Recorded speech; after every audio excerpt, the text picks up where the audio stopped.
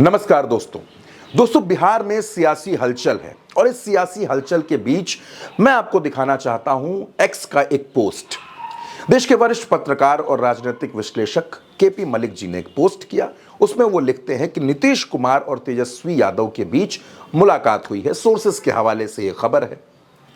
कहा यह जा रहा है कि नीतीश कुमार के ही कहने पर, नीतीश कुमार की ही सहमति से तेजस्वी यादव की मुलाकात उनके किसी करीबी नेता से हुई।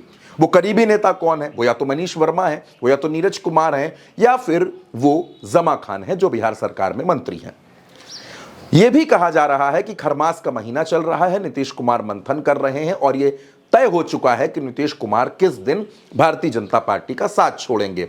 और इन्हीं तमाम खबरों के बीच में आरजेडी के विधायक भाई वीरेंद्र ने नीतीश कुमार को आरजेडी में आने का, उनके साथ आने का ऑफर कर दिया है। लेकिन दोस्तों, पेंच कहां पर अटका हुआ है? दरअसल कहा यह जा रहा है कि पेंच इस बात पर अटका है कि नीतीश कुमार तेजस्वी यादव को बिहार का मुख्यमंत्री प्रोजेक्ट करवा दें। यानी जब अगला चुनाव हो तो जेडीयू, आरजेडी और कांग्रेस, इन दलों के गठबंधन से तेजस्वी यादव मुख्यमंत्री पद के दावेदार हों। इस बात पर सहमति बनाने की कोशिश की जा रही है और नीतीश कुमार के सामने यह ऑप्शन रखा जा रहा है कि वो केंद्र की राजनीति करें, यानी वो इंडिया गठबंधन के साथ रहें, इंडिया गठबंधन के सर्वे सर्वा बने और इंडिया गठबंधन को और मजबूत करें।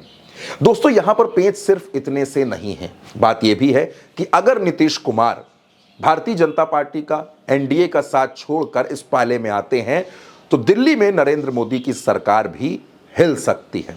मैं ये नहीं कह रहा कि वो सरकार गिर सकती है, लेकिन सरकार डगमगा सकती है, क्योंकि 12 सांसद नीतीश कुमार की पार्टी के हैं और अभी जो भारतीय जनता पार्टी, जो एनडीए, जो नरेंद्र मोदी 293 सीटों के आंकड़े के साथ हैं, अगर नीतीश कुमार वहां से अलग होते हैं तो यह आंकड़ा घटकर 281 पर पहुंच जाएगा और बहुमत का आंकड़ा 272 है।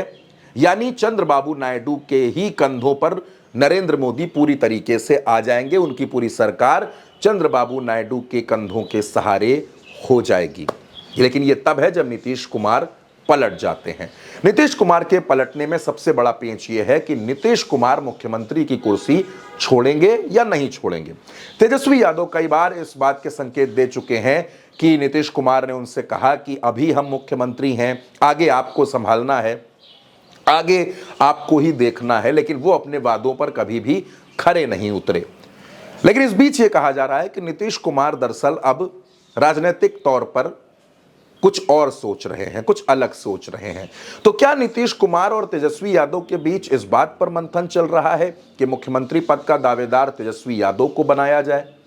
दोस्तों, अगर तेजस्वी यादव मुख्यमंत्री पद का चेहरा बन जाते हैं और नीतीश कुमार उनका सपोर्ट कर देते हैं तो इससे बुरी खबर भारतीय जनता पार्टी के लिए बिहार से कम और दूसरी कोई नहीं हो सकती। वो इसलिए नहीं हो सकती दोस्तों, क्योंकि अगर नीतीश कुमार, तेजस्वी यादव और कांग्रेस, ये तमाम दल एक हो जाते हैं, और उसके साथ आप वाम दलों को भी रखिए, अगर ये सब एक हो जाते हैं तो बिहार में भारतीय जनता पार्टी के लिए 50 सीटें हासिल करना भी दूर की कौड़ी हो जाएगा। दोस्तों, आज की तारीख में भारतीय जनता पार्टी के पास 80 विधायक हैं, लेकिन अगर ऐसा हुआ, अगर नीतीश और तेजस्वी एक हुए तो भारतीय जनता पार्टी के लिए बिहार की सत्ता, वो सत्ता जिसको हासिल करने के सपने विजय सिन्हा, सम्राट चौधरी सरीखे तमाम नेता देख रहे हैं।